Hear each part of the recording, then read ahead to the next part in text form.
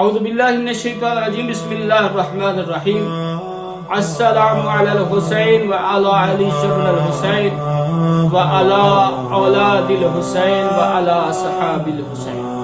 حضرت سلیمان فارسی کون تھے؟ حضرت سلیمان فارسی جناب پیغمبر حضرت محمد صلی اللہ علیہ وآلہ وسلم کے صحابی تھے۔ صرف صحابی نے تھے، جناب پیغمبر نے جس کے بارے میں بتایا کہ یہ ہماری آل میں شامل ہے، اور پھر کہا کہ یہ سلیمان محمدی۔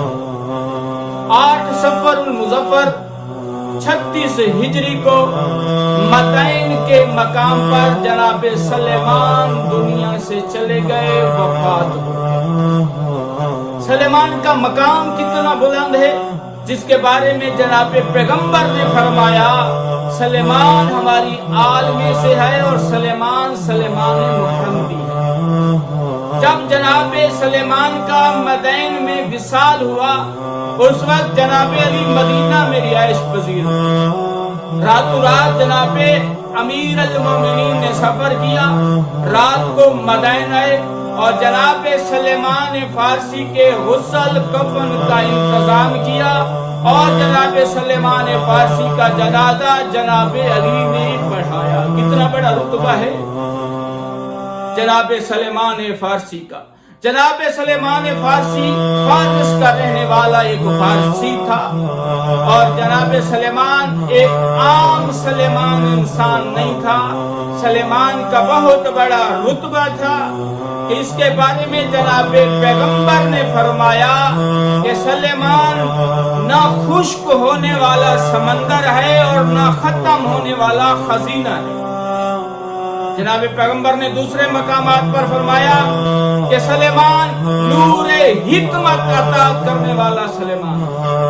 جناب پیغمبر نے فرمایا کہ مجھے اللہ نے 4 چیزوں سے محبت کرنے کے بارے میں کہا، ان میں سے ایک سلیمان تھا جس کے بارے میں اللہ نے فرمایا کہ محمد تو سلیمان سے محبت کر۔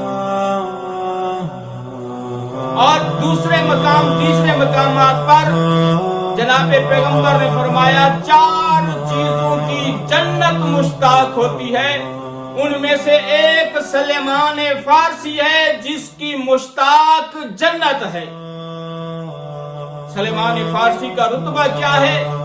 سلیمان فارسی وہ سلیمان فارسی ہے کہ جس نے اپنی زندگی میں جناب زہرا کے جنازے میں شرکت کی، صرف شرکت نہیں کی، جناب زہرا کے جنازے کو کندھا بھی دیا۔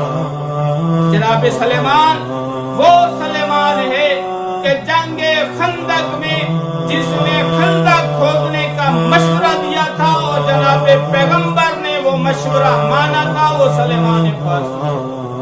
اگر انسان زندگی گزارنے کا سلیقہ سیکھنا چاہتا ہے تو پھر سلیمان محمدی سے سیکھے، جس سے محبت کرنے والا پیغمبر ہو، جس کا جنازہ پڑھانے والا علی ابن ابی طالب ہو، اور جسے جناب پیغمبر کہے کہ سلیمان تو ہماری آل میں سے ہے۔